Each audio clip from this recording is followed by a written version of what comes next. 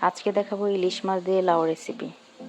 প্রথমে পেঁয়াজটাকে ভালো করে ভেজে নেব। এর মধ্যে দিয়ে দিব লবণ, দিয়ে দিব আদা রসুনের পেস্ট, দিয়ে ভালো করে কষিয়ে নেব, নাহলে আদা রসুনের গন্ধ থেকে যাবে। এরপরে দিয়ে দিব মরিচের গুঁড়ো, হলুদের গুঁড়ো, জিরের গুঁড়ো আর ধনিয়ার গুঁড়ো। এগুলো ভালো করে একটু কষিয়ে নেব। কষিয়ে নেওয়ার পরে মাছ দিয়ে দিব এখানে। মাছটাও একটু কষিয়ে নিতে হবে। কষিয়ে নিয়ে মাছটা এক সাইডে তুলে নেব। এখন দিয়ে দিব লাউ। লাউটা ভালো করে নেড়ে চেড়ে কষিয়ে নিতে হবে। আসলে তরকারি যত কষাবেন ঠিক ততটাই মজা হবে, কষানোর উপরেই তরকারি।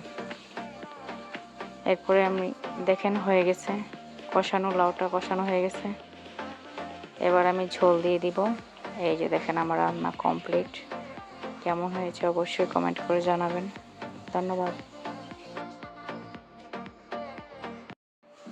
আজকে দেখাবো ইলিশ মাছ দিয়ে লাউ রেসিপি। প্রথমে পেঁয়াজটাকে ভালো করে ভেজে নেব। এর মধ্যে দিয়ে দিব লবণ, দিয়ে দিব আদা রসুনের পেস্ট, দিয়ে ভালো করে কষিয়ে নেব, নাহলে আদা রসুনের গন্ধ থেকে যাবে। এরপরে দিয়ে দিব মরিচের গুঁড়ো, হলুদের গুঁড়ো, জিরের গুঁড়ো আর ধনিয়ার গুঁড়ো। এগুলো ভালো করে একটু কষিয়ে নেব। কষিয়ে নেওয়ার পরে মাছ দিয়ে দিব এখানে। মাছটাও একটু কষিয়ে নিতে হবে। কষিয়ে নিয়ে মাছটা এক সাইডে তুলে নেব। এখন দিয়ে দিব লাউ। লাউটা ভালো করে নেড়ে চেড়ে কষিয়ে নিতে হবে। আসলে তরকারি যত কষাবেন ঠিক ততটাই মজা হবে, কষানোর উপরেই তরকারি। এরপরে আমি দেখেন হয়ে গেছে কষানো, লাউটা কষানো হয়ে গেছে।